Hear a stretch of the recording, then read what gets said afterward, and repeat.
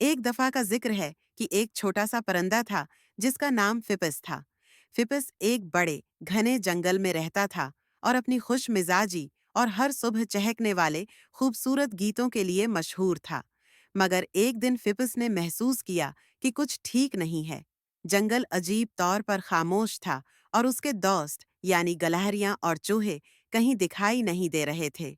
फिपिस ने फैसला किया कि वो इस गैर मामूली खामोशी की वजह मालूम करेगा। वो ऊंचे दरख्तों के ऊपर से उड़ता हुआ गया और नीचे झांक कर झाड़ियों और खुली जगहों को देखने लगा। आखिरकार उसने देखा कि इंसानों का एक गुर्वा जंगल के एक बड़े हिस्से को काटने में मसरूफ है।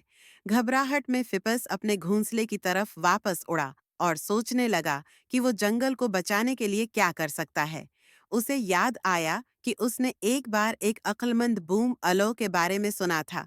जब सूरज गुरूब होने लगा तो फिप्स बूम के पास जाने के लिए रवाना हुआ।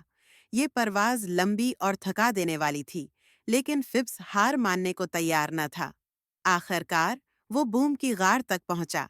बूम ने फिप्स की सारी बात बड़े गौर से सुनी और समझदारी से सर हिलाया।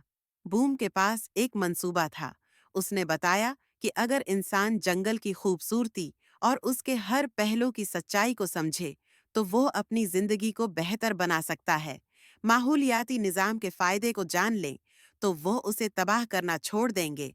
फिपिस के साथ मिलकर बूम ने पूरे जंगल के जानवरों और परिंदों को दावत दी कि वो इंसानों को एक शानदार मज़ाहिरा दिखाएं, जिससे वो जंगल की खूबसूरती और जिंदगी की अहमियत समझ सकें। अगली रात जब इंसान काम करने के लिए वापस आए तो उन्हें एक जबरदस्त मंजर ने हैरान कर दिया। परिंदे हम आहंगी के साथ गाने लगे, जानवरों ने अपनी महारत का मजाहिरा किया और जंगल के माहौलियाती निज़ाम में हम आहंगी वाज़ेह हो गई। इंसान इस नज़ारे से बहुत मुतासिर हुए और उन्होंने जंगल की अहमियत को समझना शुरू कर दिया। फिपस और उसके दोस्त खुशी से झूम उठे और जंगल एक बार फिर जिंदगी से भर गया। फिपस ने अपने घर की हिफाजत में कामयाबी हासिल की थी और सब ने उसे हीरो का दर्जा दिया।